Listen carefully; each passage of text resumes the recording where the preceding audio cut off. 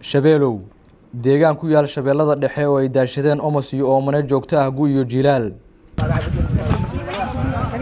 dadka deegaanka waxa ugu qaalisan iyo himiladoodu waxay ahayd biyo ku filan oo ay ku noolaadaan ceel biyood ku yaal calool weyne oo saacado loo lugeeyo ayaa degsiimadan muddo looga dhaamin jiray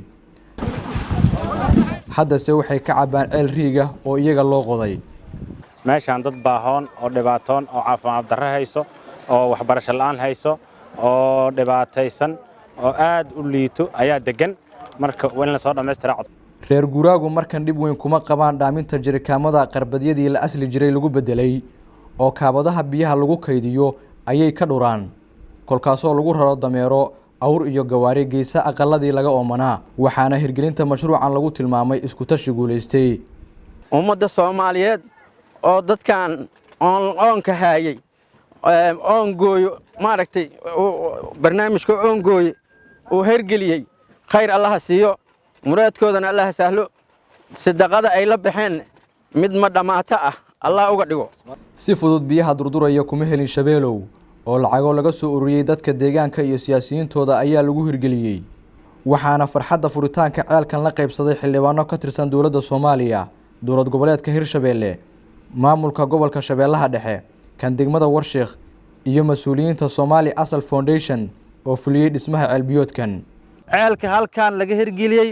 oo dhan ceel gacmeed 120 mitir ah oo muddo 6 bilood ah halkan ay bulshada Soomaaliyeed qaaraan ay ku bixinayeen laga hirgeliyay maantana ay noo furayaan si officially madaxda kala duwan ee federaalka iyo Hirshabeelle waxaan maanta joognaa tuuladan horumarka ka muuqdo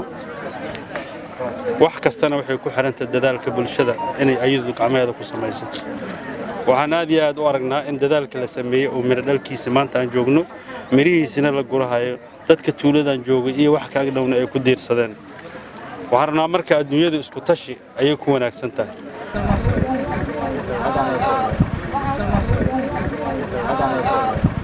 dameerahan iyo gaadiid kale waxaa loo dhaamin jiray meel dhowr saacadood u jirta halkan oo ah deegaanka Shabeelow oo maanta laga hirgeliyay ceel biyoodkan aad u jeedaan ee laga dhaaminayo dadku waxay ku qabeen rafaad iyo dhib weyn iyagoo ka iman jiray meelo kharfo ah oo ay adag tahay in biyo laga helo balse markan waxaa loo helay xal oo dadka deegaanka ayaa isku tashi iyagoo mas'uuliyiintooda ka helaya garab istaag ayaa fuliyay mashruucan waana mid lagu libaanay maxamed muuse tarsan warbaahinta qaranka deegaanka Shabeelow gobolka Shabeellaha Dhexe ee dawlad goboleedka Hirshabeelle